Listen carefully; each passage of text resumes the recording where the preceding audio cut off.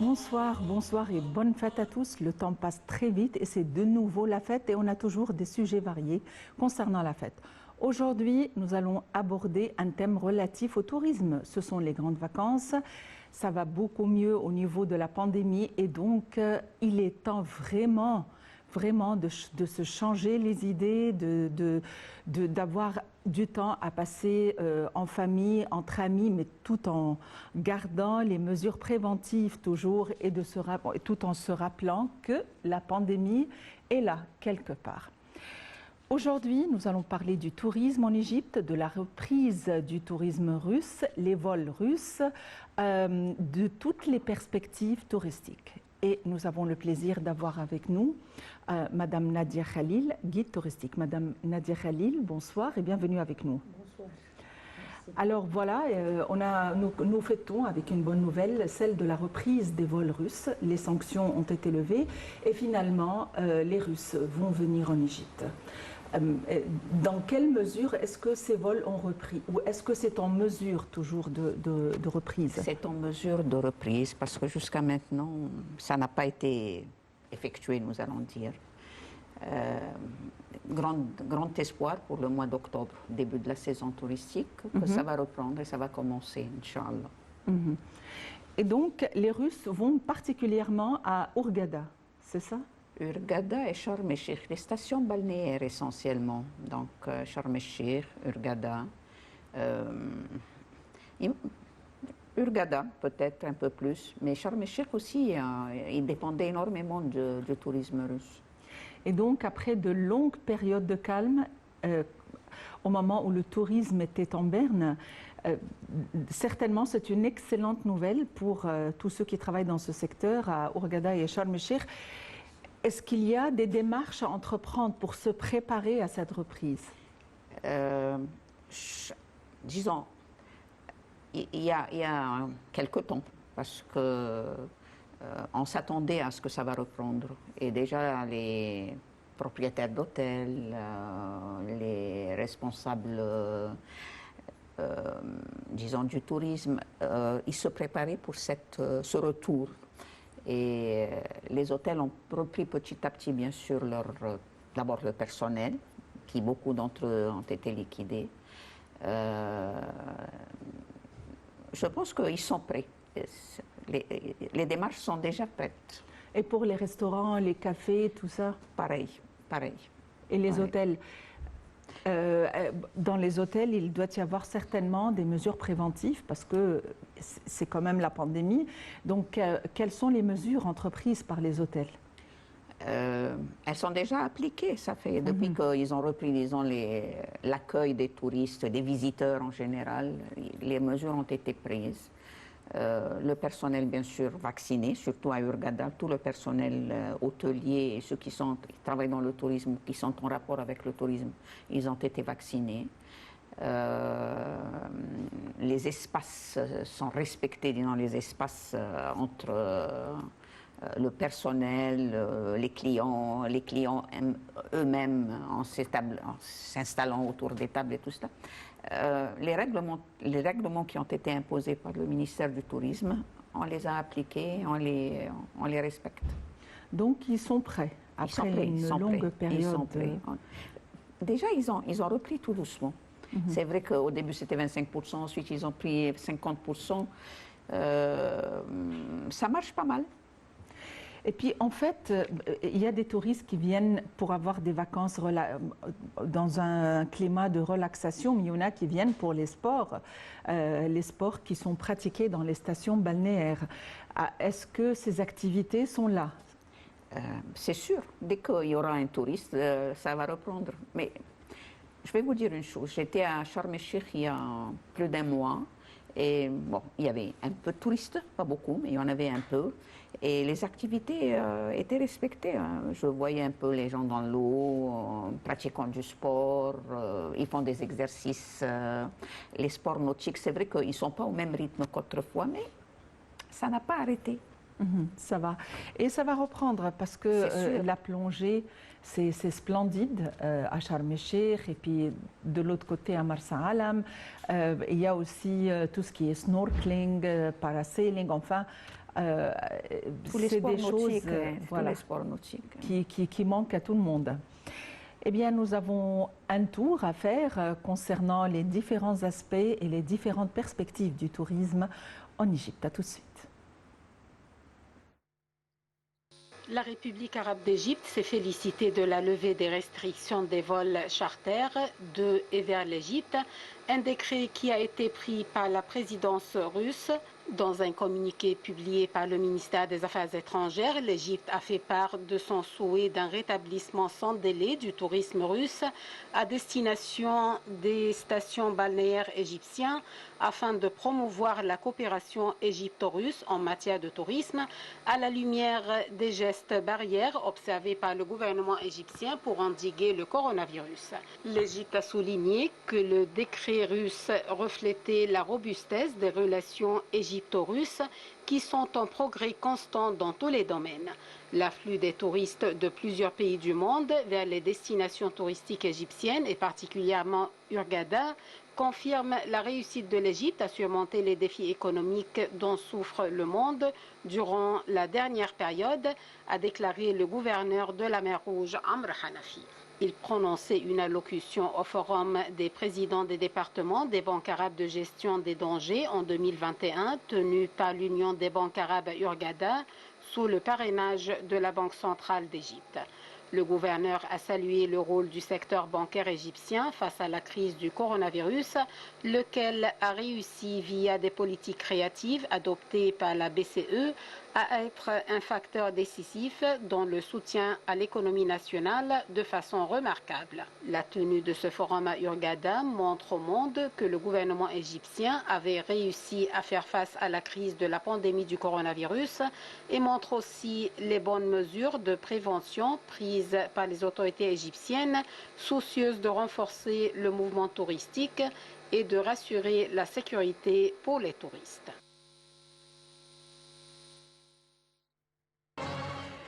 Le tourisme, que ce soit le tourisme interne, les visites de la part des citoyens ou que ce soit l'arrivée des touristes étrangers. Et pour nous faire un guide, pour nous faire un tour, je veux dire, nous avons la guidance de Madame Nadia Khalil, guide touristique. Madame Nadia Khalil, c'est la fête. Et alors, qu'en est-il quant aux réservations et quant aux visites, si on peut le dire, et les vacances réservées par les citoyens?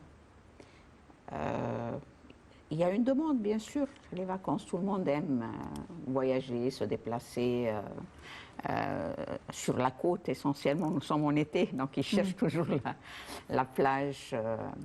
Mais ça n'empêche pas que la côte de la mer Rouge, malgré qu'il fait un peu chaud, mais ça, les gens aiment y aller.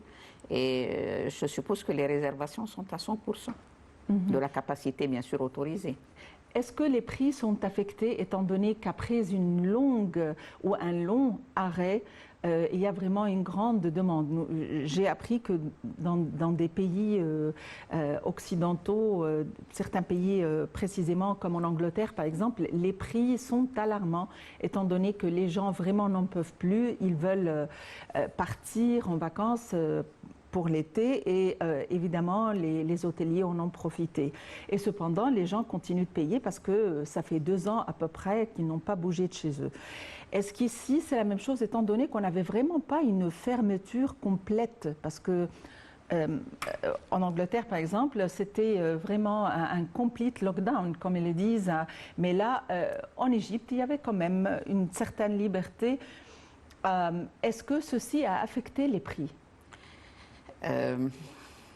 C'est sûr, parce que quand il y a une haute affluence touristique, les chambres sont occupées, disons, continuellement. Donc, il y a des prix, bien sûr, qui sont accordés aux agences touristiques, qui sera différente des clients qui vont passer 1 ou 2 ou 3 nuits indépendamment.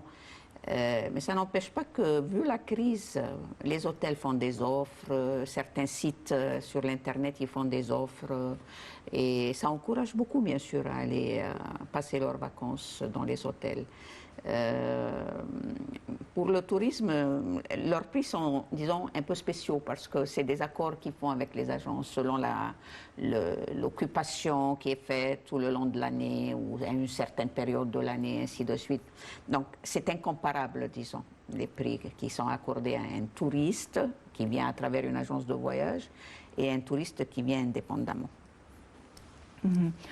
Et on a bien dit que les Russes, ce qu'ils cherchent davantage, c'est le tourisme des stations balnéaires, des sports nautiques. Qu'en est-il quant au tourisme culturel? Quelles sont les nationalités qui s'intéressent en premier lieu au tourisme culturel? Bon, on dit que les Russes cherchent surtout les stations balnéaires, mais ça n'empêche pas qu'on leur organise des visites pour les sites archéologiques. Ils font un saut, par exemple, à Luxor pour une journée, ils retournent à l'hôtel, ou bien ils viennent au Caire pour visiter donc, les monuments qui se trouvent au Caire. Mais le touriste culturel est essentiellement dans l'Europe occidentale, l'allemand, le français, l'italien, tout petit peu, les espagnols. C'est essentiellement le touriste de l'Europe occidentale qui s'intéresse plus aux monuments que... Ça n'empêche pas qu'ils peuvent faire bien sûr un petit repos pour quelques jours, mais l'intérêt de leur voyage sera le tourisme culturel. Nous allons aborder quelques aspects du tourisme culturel. Donc, dans quelques instants, il y a quand même un événement culturel important qui vient d'avoir lieu. Ce serait une bonne occasion de profiter de la présence de Madame Nadia Khalil pour en parler. À tout de suite.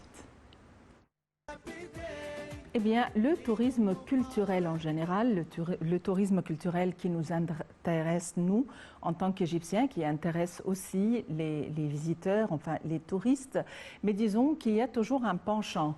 On ne peut pas généraliser, mais il y a des nationalités qui s'intéressent davantage à ce genre de tourisme par rapport à d'autres. Nous avons aussi le tourisme du désert, nous avons le désert blanc, le désert noir, nous avons les oasis. Enfin, chacun se penche vers un certain genre de tourisme davantage par rapport à d'autres.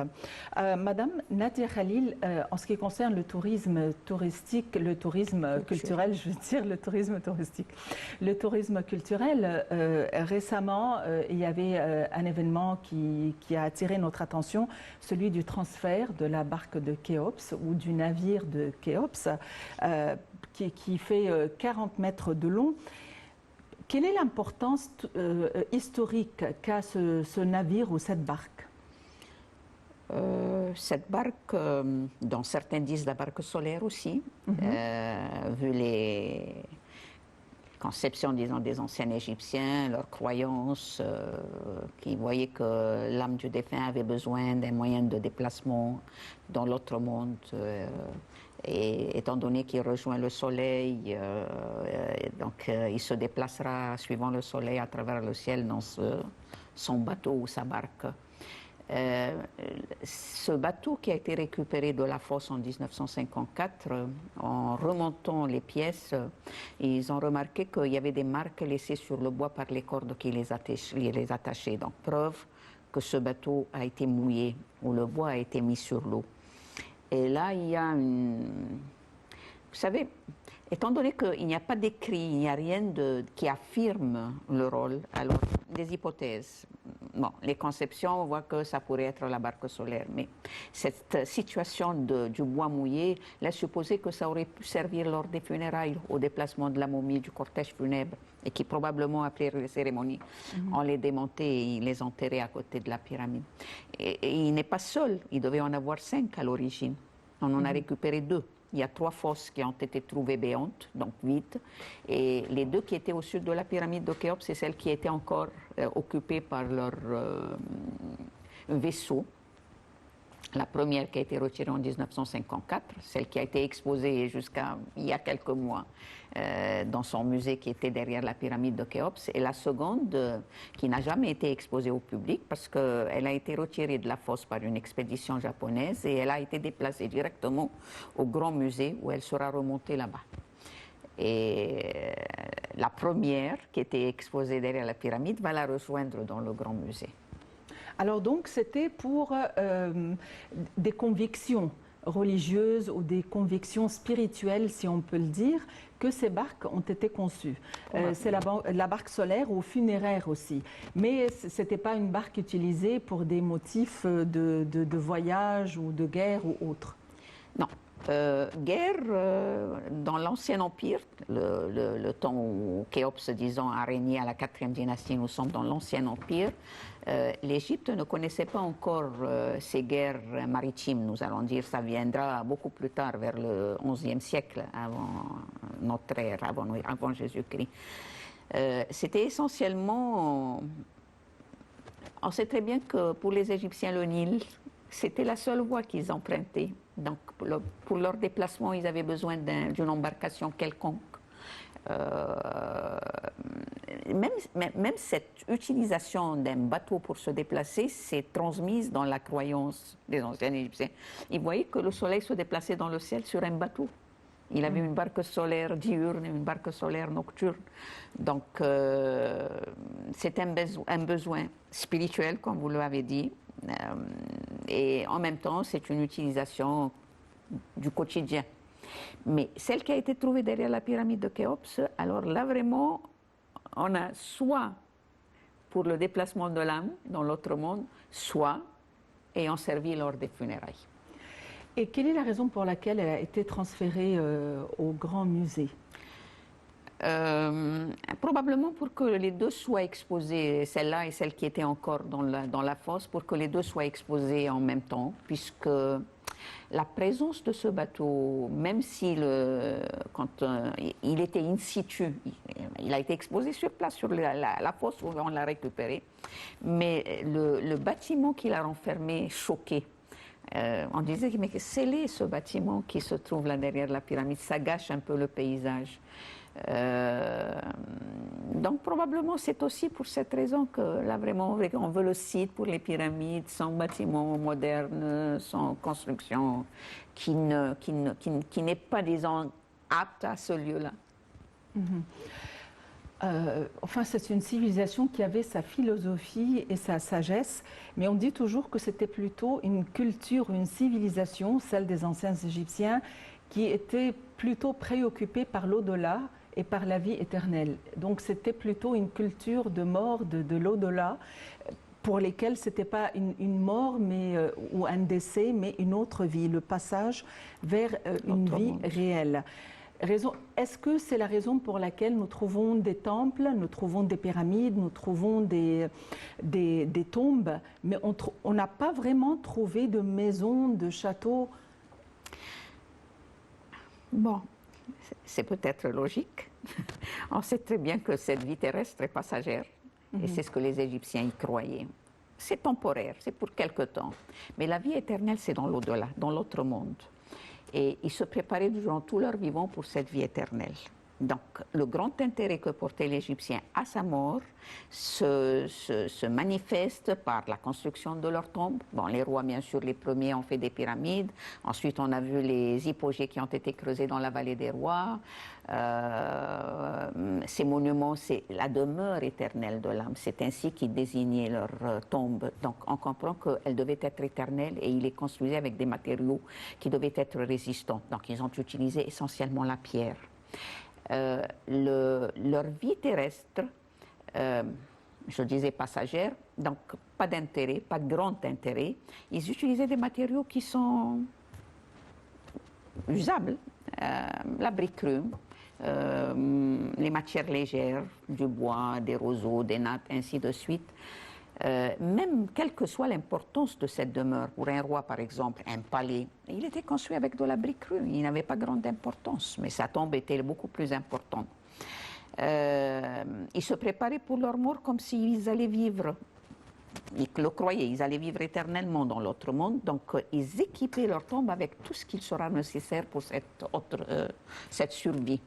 Mobilier funéraire, on le dit funéraire, mais pour eux c'était le mobilier qui servira dans l'autre monde. Le tombeau était occupé, où on y plaçait des aliments, on y plaçait des moyens de distraction, on en a trouvé des jeux.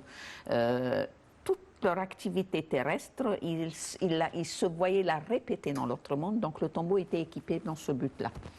Le temple, bon, les vestiges que nous avons trouvés, vous disiez pas de maison, pas de château, c'est la demeure temporaire, donc pas d'intérêt. Mais le temple sera construit en pierre. D'ailleurs, les ruines que nous avons, des monuments ou des temples qu'on a trouvés, c'était les demeures éternelles des dieux, des divinités. Alors, il fallait qu'ils soient construits aussi avec des matériaux durs, résistants, et ils ont utilisé la pierre. Nous avons pensé à l'au-delà grâce aux religions monothéistes. Mais à votre avis, est-ce qu'il y a des indicatifs ou des indices ou des traces selon lesquelles on peut savoir ou déduire comment est-ce que les Égyptiens sont parvenus à une telle philosophie, les anciens Égyptiens, en sachant qu'il y aurait une autre vie dans l'au-delà, en sachant qu'il y aurait un jugement dernier. Comment est-ce qu'ils ont pu, est-ce qu'il y a quelque chose qui vous a dit, comment est-ce qu'ils ont pu comprendre? Malheureusement, comme, disons, comment dit-on, élément qui peut nous faire comprendre comment les Égyptiens y croyaient, y pensaient, et ainsi de suite. Cet aspect polythéiste de la religion des anciens Égyptiens cache derrière elle le côté monothéiste ou l'aspect monothéiste de cette foi. Parce qu'ils reconnaissaient un Dieu, un unique, qui se manifestait à l'homme sous des apparences ou sous des aspects qui leur étaient perceptibles, qui leur étaient admissibles. Ces figures qu'on donnait aux divinités, que ce soit des figures animales, que ce soit des figures même humaines, il y a des dieux qui apparaissaient sous des formes humaines, ils voyaient que c'est des aspects de la force de la divinité, des aspects du caractère de cette divinité, et ce n'était pas la divinité en soi-même. Donc, il y a un fond monothéiste dans la croyance égyptienne. Et il faut bien savoir qu'avant nos cultes monothéistes que nous connaissons aujourd'hui, que ce soit le christianisme, le judaïsme, l'islam, les prophètes qui sont bien connus, qui ont été auteurs, disons, de ces foi ou qui étaient à l'origine de ces foi, mais ils ont été précédés par beaucoup d'autres.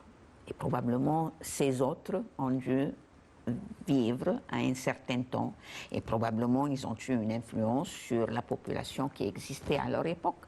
Donc, il y a un fond monothéiste, il y a un aspect monothéiste dans la croyance des anciens Égyptiens. Raison pour laquelle ils ont dit que Toutankhamon, c'était à l'origine, ou Akhenaton, Akhenaton plutôt. Pardon? Akhenaton plutôt. Oui. Donc Akhenaton qui est à l'origine du monothéisme. Ça a été dit, mais en réalité, c'était plutôt politique, disons, ce changement de foi, ce changement de culte que Akhenaton a soulevé. Il était contre la puissance de la divinité principale de l'époque, Amon, le grand dieu thébain, et le clergé, l'influence du clergé thébain qui, bien sûr, était très important influençant la politique des rois. Donc, Akhenaton a rejeté le culte d'Amon. Mais il y en a d'autres divinités qui n'ont pas été touchées par Akhenaton. Il les a respectées, il a continué à pratiquer le culte, Osiris par exemple, Isis, Horus. Beaucoup d'autres divinités n'ont pas été rejetées par Akhenaton, uniquement Amon. Amon-Ra, comme il le désignait à cette époque, associé au soleil. Donc, c'est un aspect monothéiste, reconnaissant un Dieu unique, mais c'est pas un monothéisme comme nous le concevons actuellement. Parce que la présence d'autres divinités était là. Sans vous interrompre, nous avons là des images de l'exposition de Toutankhamon qui était tenue récemment. Nous savons que les Français sont égyptomanes, comme on le dit. C'est vrai. C'est en France. Quel est l'avantage de ce grand de la civilisation égyptienne? Vous parlez de Toutankhamon, oui. Essentiellement.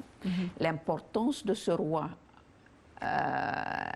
qui était obscur dans l'Égypte ancienne, parce qu'il était très jeune quand il a été nommé roi, il est mort très très jeune.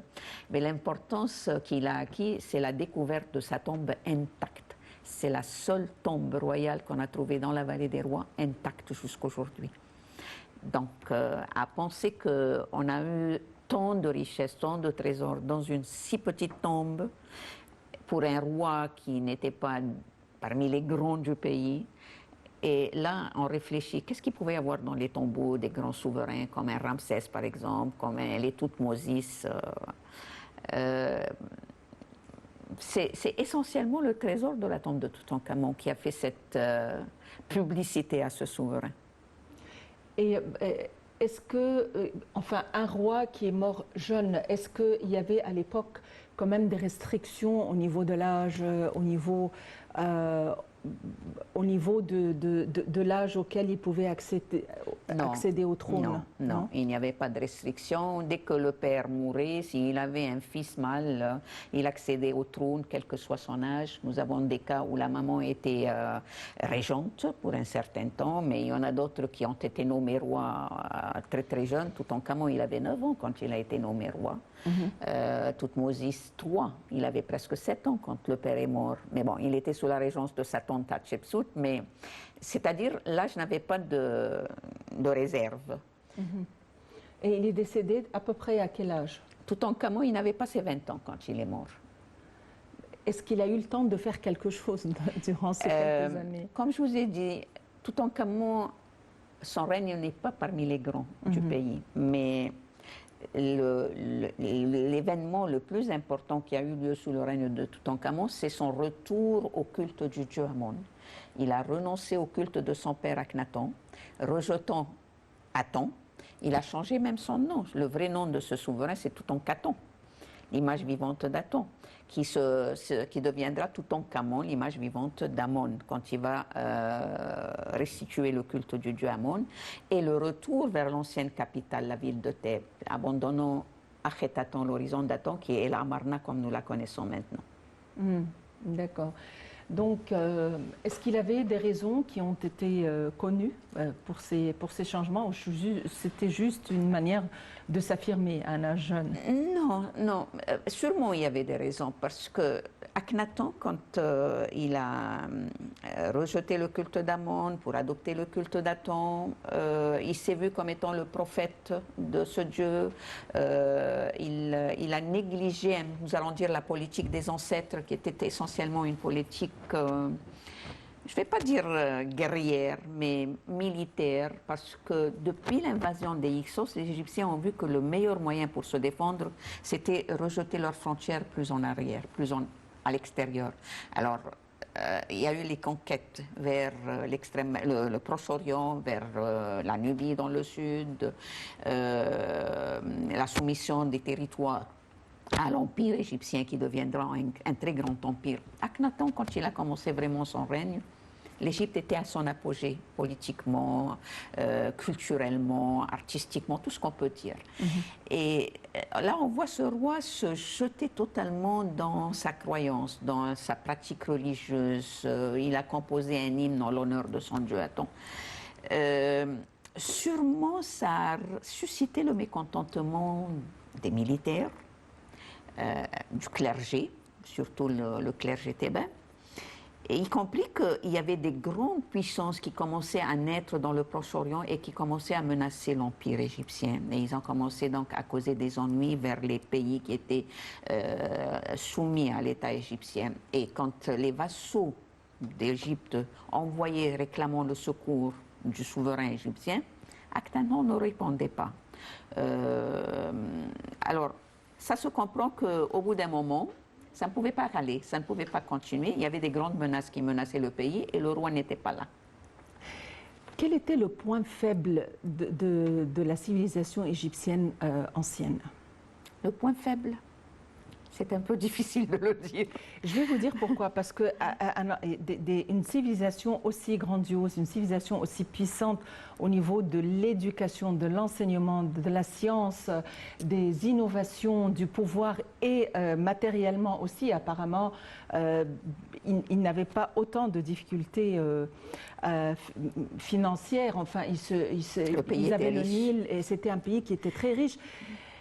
Est-ce que c'était plutôt le côté militaire? Parce qu'ils étaient conquis très facilement. Les frontières, à mon avis, étaient vraiment trop faciles à franchir. Non, il y a une chose.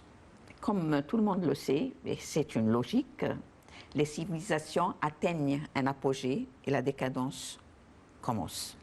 Dès qu'on arrive à un moment où on sent que nous avons tout entre les mains, puissance, richesse, étendue, géographique, nous allons dire, une nonchalance commence à naître. Je ne vais pas dire une faiblesse tout à fait, la faiblesse suivra. Mais il y a un côté de sécurité. Je ne crains rien. Je suis le plus fort. Alors là, il y a un laisser-aller qui se traduit par une faiblesse. Et avec des nouvelles civilisations qui naissent et qui assoupirent à devenir importants, alors on comprend qu'ils vont commencer à menacer le pays. Et en effet, c'est ce qui s'est passé, c'est ce qui est arrivé. Quand on dit que l'histoire de l'Égypte se divise en des périodes, des grandes périodes qu'on appelle les empires, c'est que là, nous avons une période où le pays monte à l'apogée et ensuite la faiblesse du régime mène à la décadence. Donc, Ancien Empire, on arrive à un long règne, à la fin de la 6e, un long règne d'un roi qui était très très jeune quand il est monté au trône. Il avait 6 ans, il est mort dépassant les 100 ans. Alors vous comprenez qu'il y a plus d'autorité qui est acquise par la cour, par les courtisans, par l'entourage du souverain, une force qui est, disons, donnée aux le pays divisé, disons, en provinces, en nomes, comme nous disons toujours. Donc, les nomarques qui sentaient leur puissance grandissante, la faiblesse du régime central, ça leur permettait, ça leur accordait, disons, une autorité presque absolue sur leur territoire, indépendamment du pouvoir central. Et c'est ce qui a créé un régime féodal qui cause la révolution sociale. Donc, là, nous avons un point faible. Le pays tombe. Ensuite, la révolution sociale qui va traîner misère, qui va traîner décadence, qui va traîner une ruine dans le pays, mais quand le souverain, quand il y aura un qui aura le courage de reprendre toutes les autorités entre ses mains, nous voyons donc un empire qui commence à naître à nouveau, et ça a été le Moyen Empire. On arrive à une fin. Invasion des Hyksos, vu la faiblesse des derniers souverains de la 13e dynastie. Donc, une domination étrangère pour une fois. Mais rejeter les Hyksos donne, comme je l'avais cité tout à l'heure, donne donc aux Égyptiens l'idée de se défendre en remettant leurs frontières un peu plus en arrière. Et là, nous avons les conquêtes militaires et un empire très puissant. Arrivant à l'apogée, à une extrême, je vais dire, raffinement sous le régime de Aménophis III, le fils Aménophis IV qui deviendra Akhenaton. On le voit donc se donner totalement à une nouvelle croyance, à un nouveau culte, à une nouvelle divinité, négligeant la force militaire, nous allons dire, du pays, négligeant un peu toute autre activité concernant le quotidien des Égyptiens. Donc, on se soulève. se soulève, pas tout à fait, mais bon, le roi disparaît dans des circonstances méconnues, et le fils, l'enfant, qui est Toutankhamon, est au pouvoir. Mais un enfant au pouvoir, avec deux grands pouvoirs autour de lui, les militaires, le général Horemheb, et le clergé thébain, qui était de l'autre côté. Ça s'établit, ça continue, la puissance de l'Empire égyptien, jusqu'à ce que les derniers rois de la 20e dynastie, avec des petits règnes faibles, courts, les nouvelles puissances qui naissaient dans le Proche-Orient exactement, la Mésopotamie, y compris que pour une fois, l'Égypte est menacée du côté de la mer. Nous avons une bataille maritime qui a eu lieu sous le règne de Ramsès III, avec des forces qui naîtront par les îles de la Méditerranée, s'alliant avec les côtes du Proche-Orient qui menacent l'Égypte. Ça ne va pas durer longtemps parce que vite le clergé s'impose, prend le pouvoir, règne sur le pays, et là vous comprenez que les choses iront mal. Alors donc, c'était vraiment très intéressant et très intense. Nous allons revenir à notre époque moderne, encore une fois, de revenir aux Russes qui vont reprendre. L'idée, c'est d'avoir la levée des sanctions dont la République arabe d'Égypte s'est félicitée, la levée des restrictions, si on peut le dire, des vols charters, chose qui va faciliter les choses, les vols charters vers l'Égypte. Et il faut dire que c'est un décret qui a été pris par la présidence russe, par le Kremlin, et dans un communiqué publié par le ministère des Affaires étrangères, il faut dire que l'Égypte a fait part de son souhait d'un rétablissement sans délai du tourisme russe à destination des stations balnéaires égyptiennes. À tout de suite.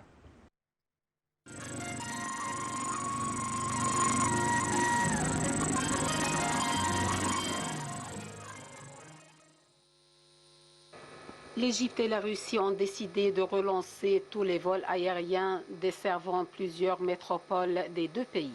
La nouvelle est tombée suite à un entretien téléphonique entre le président Abdel Fattah el-Sisi et son homologue russe Vladimir Poutine. Les discussions entre les deux chefs d'État portaient sur toutes les questions des relations bilatérales entre les deux pays, en particulier celles liées à la coopération dans le secteur touristique.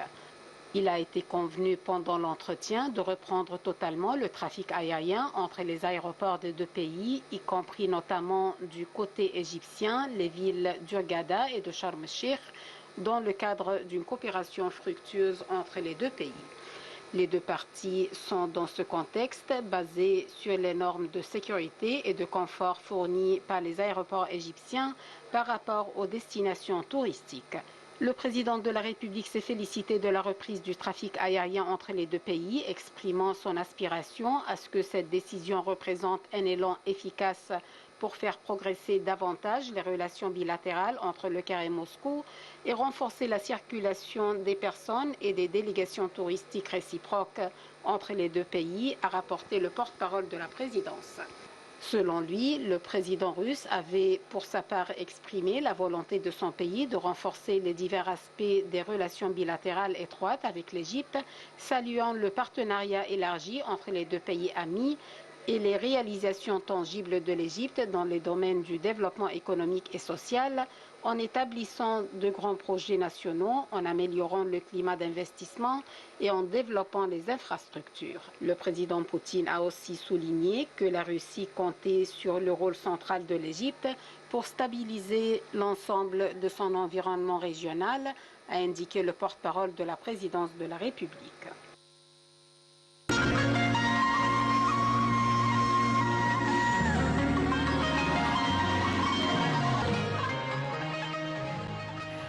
Est-ce que la reprise des vols charters va faciliter les choses réellement?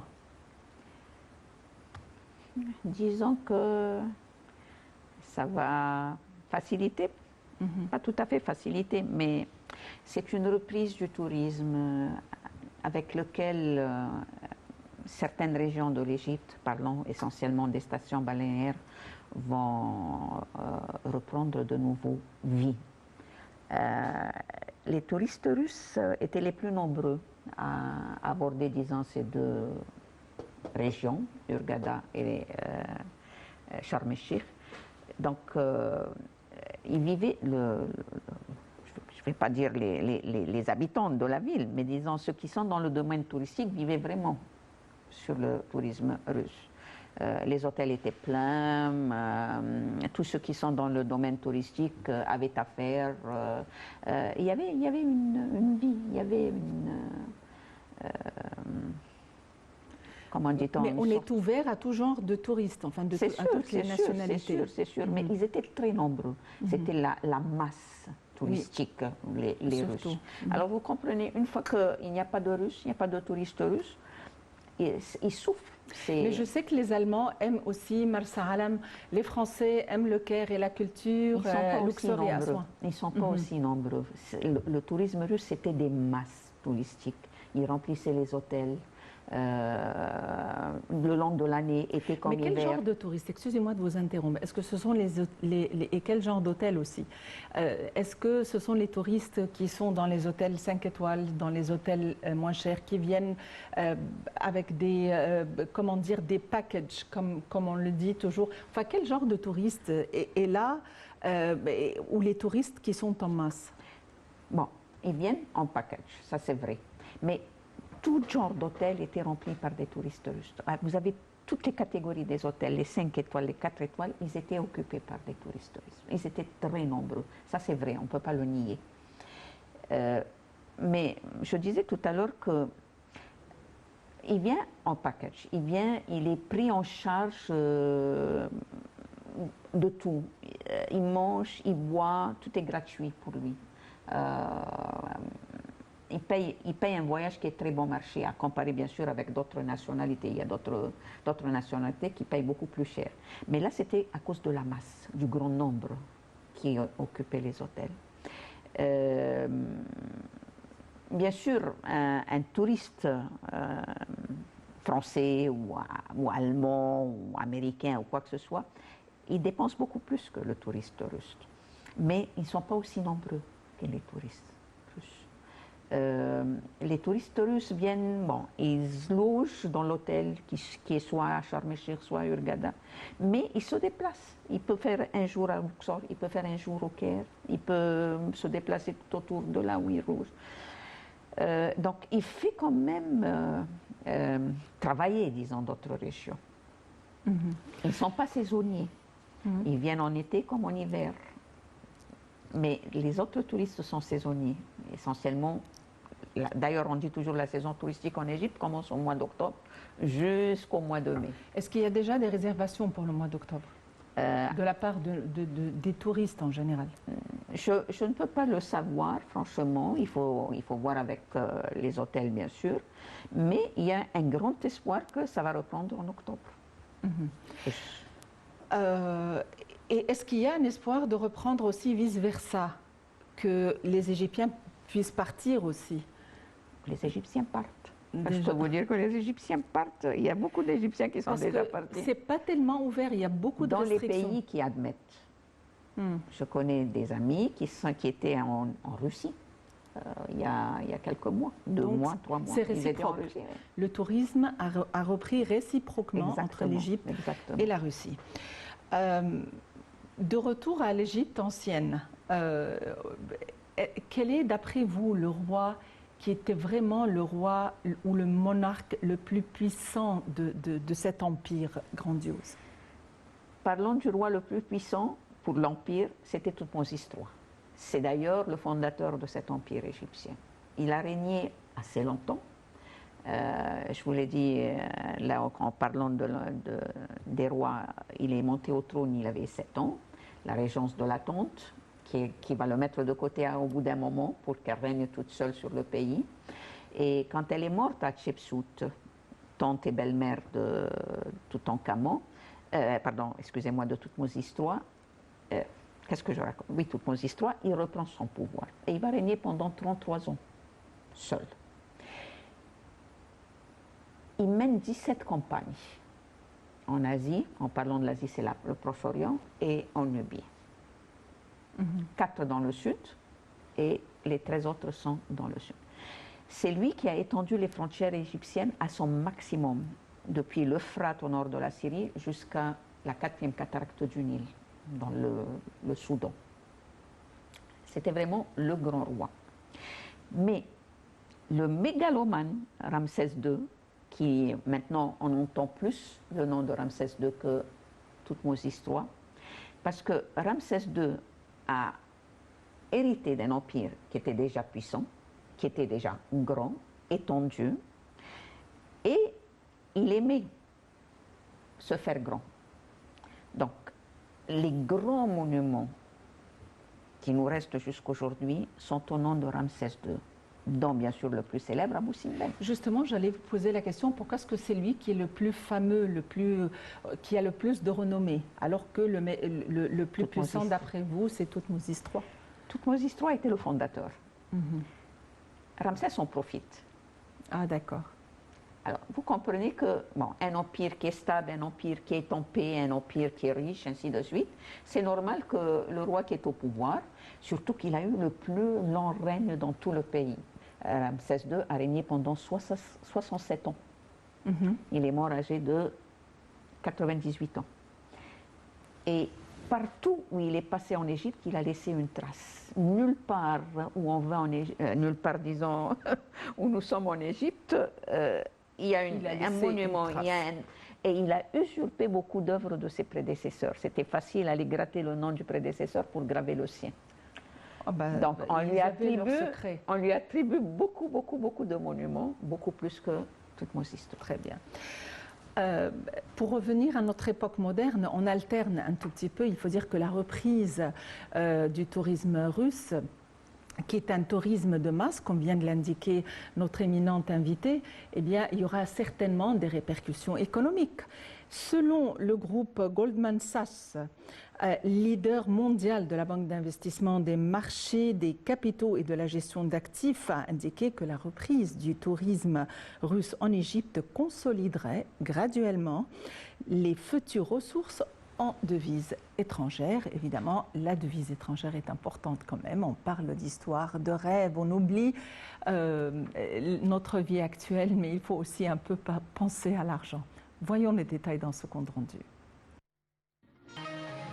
Le groupe Goldman Sachs, leader mondial de la banque d'investissement, des marchés de capitaux et de la gestion d'actifs, a indiqué que la reprise du tourisme russe en Égypte consoliderait graduellement ses futures ressources en devises étrangères. Dans un rapport, Goldman Sachs souligne que la reprise des vols après 5 ans de suspension depuis 2015 constitue un coup de pouce majeur pour le redressement du secteur touristique égyptien qui a été affecté par la pandémie du coronavirus. Le retour du tourisme russe en Égypte au niveau d'avant 2015, a précisé le groupe mondial, pourrait accroître le revenu du tourisme pour enregistrer 3 milliards de dollars par an, soit 0,75% du PIB.